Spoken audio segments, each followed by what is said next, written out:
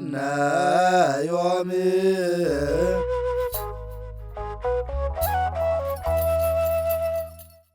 በስመ አብ ወወልድ ወመንፈስ ቅዱስ አሐዱ አምላክ አሜን።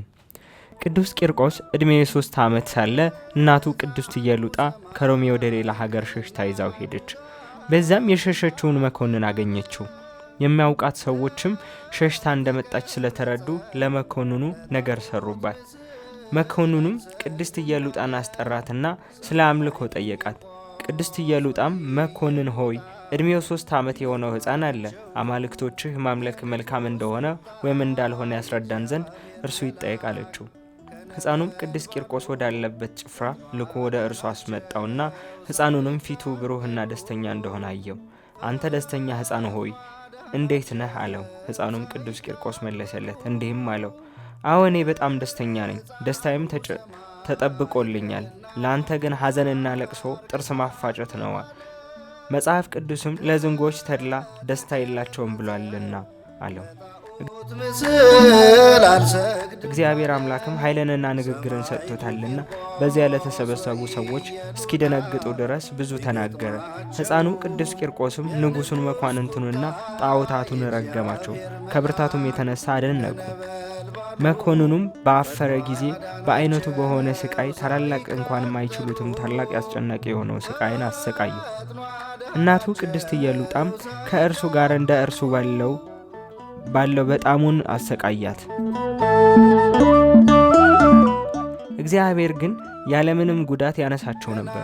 ብዙዎቹም አሕዛብ ይህንን አይተው አደነቁ። ክብር ይግባውና በጌታችን በመድኃኒታችን በኢየሱስ ክርስቶስ አምላክነት አምነው በሰማዕትነት ሞቱ። የሰማዕትነትንም አክሊል ተቀበሉ። በሕፃኑ ቅዱስ ቂርቆስ ላይም የመንፈስ ቅዱስ ጸጋን አደረበት። ታላላቅ ድንቅ ተአምራቶችንም ያደርግ ነበር። ብዙዎች በሽተኞችም ያድናቸው ይፈውሳቸው ነበር። ይህንን ያየ መኮንን በታላቅ የናስ አንጋን ውስጥ ውሃ ጨምረው በእሳት ያፈሉት ዘንድ አዘዘ። የፍላቱም ድምፅ እንደ ክረምት ነጎድጓድ ሆነ፣ ድምፁም በጣም ያስተጋባ ነበር። ይህንን ያየች የሰማዕቱ እናት ቅድስት ኢየሉጣ ፍርሃት፣ ሃይማኖት፣ ጉድለት ታየባት። ሕፃኑ ቅዱስ ቂርቆስ ግን እናቱን ቅድስት ኢየሉጣን ሁኔታዋን አይቶ ወደ አምላኩ እግዚአብሔር ጸለየ። ያን ጊዜ ልዑል እግዚአብሔር ልቧን ወደ ሰማያት አድርጎ ለቅዱሳን ሰማዕታት የተዘጋጀው የብርሃን ማደሪያቸውን አሳያት። ቅድስት ኢየሉጣም እንደገና በሃይማኖቷ ጸናች። እግዚአብሔር አምላክንም አመሰገነችው። ልጇ ሕፃኑ ቅዱስ ቂርቆስንም ልጄ ሆይ አንተ ከእንግዲህ አባቴ ነህ፣ እኔም ልጅህ ነኝ ያለችው። ቅድስት ኢየሉጣም ለልጇ ያችን የተወለድክባት ዕለት ቀኗ የተባረከችና የተቀደሰች ናት አለችው። ይህችም ቀን ጥቅምት 15 ናት። የመኳንንቱ ጭፍሮችም እሳት ወዳለበት ጋኖች ውስጥ ቅዱስ ቂርቆስንና ቅድስት ኢየሉጣን ጨመሯቸው። በጨመሯቸው ጊዜ የውሃው ፍላት ወዲያውኑ ቀዘቀዘ። ከእግዚአብሔር የታዘዘ መልአክም አለቃ ቅዱስ ገብርኤል ከሰማይ ወርዶ የእሳቱን ኃይል አቀዝቅዞታልና። ይህንን ያየ መኮንን ስጋቸው ተቆራርጦ እስከሚወድቅ ድረስ በመቃጥን ውስጥ አድርጎ እንዲጎትቷቸው አዘዘ። ከእግዚአብሔርም ዘንድ የታዘዘ መልአክ ቅዱስ ገብርኤል አዳናቸው። መኮንኑም በታላቅ ስቃይ ያሰቃያቸው ዘንድ አስቦ እስኪመክር ድረስ በወህኒ ቤት አዘጋባቸው። በዚህን ጊዜ ጌታችን መድኃኒታችን ኢየሱስ ክርስቶስ ወደ ሕፃኑ ቅዱስ ቂርቆስን አረጋጋው፣ አጽናናው። ስሙንም ጠርተው መታሰቢያ ለሚያደርጉለት በረከት እንደሚያገኝና ሌላ ብዙ ቃል ኪዳን ሰጠው። ሲነጋ መኮንኑ ከመካነ ምኩናኑ ተቀምጦ ባለበት አስጠርቶ የተመለስከው መመለስ አለን አለው። ቅዱስ ቂርቆስም አይሆንም አልመለስም አለው። ሰይፍ ጃግሬውን ጠርቶ ንሳ ውደቅበት አለው። በሰይፍ መታው።